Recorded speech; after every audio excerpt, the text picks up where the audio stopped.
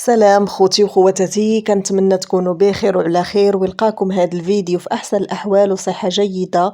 مرحبا بكم معايا في فيديو جديد على قناتي وقناتكم غزال شانيل. الا كنتوا زوار جداد للقناه فما تنساوش تضغطوا على زر الاشتراك وتفعيل الجرس باش تبقاو ديما تواصلوا بجديد للقناه. لايك للفيديو فضلا وليس امرا، وتعاليقكم بخصوص الموضوع. الكوميديا هناء المريني ترزق بمولودتها الأولى، فخليكم معايا باش تعرفوا التفاصيل. فهناء نزلت ستوري عبر حسابها في الانستغرام اللي كتعلن فيه على ولادة الطفلة الأولى ديالها.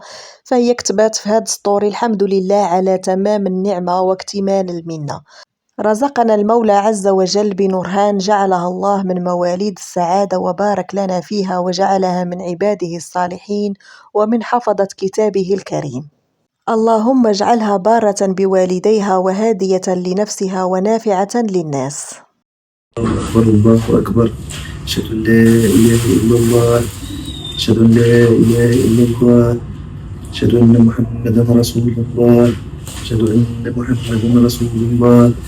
حي على الصلاة، حي على الصلاة، حي على الفلاح، حي على الفلاح. الله أكبر الله أكبر، لا إله إلا الله.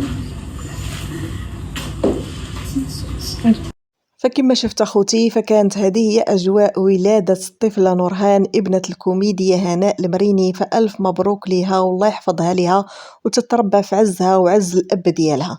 فهنا غنكون وصلنا لنهاية الفيديو. شكرا لكم على المشاهدة، ما تنسوش لايك للفيديو فضلا وليس امرا. الى اللقاء مع فيديو قادم ان شاء الله.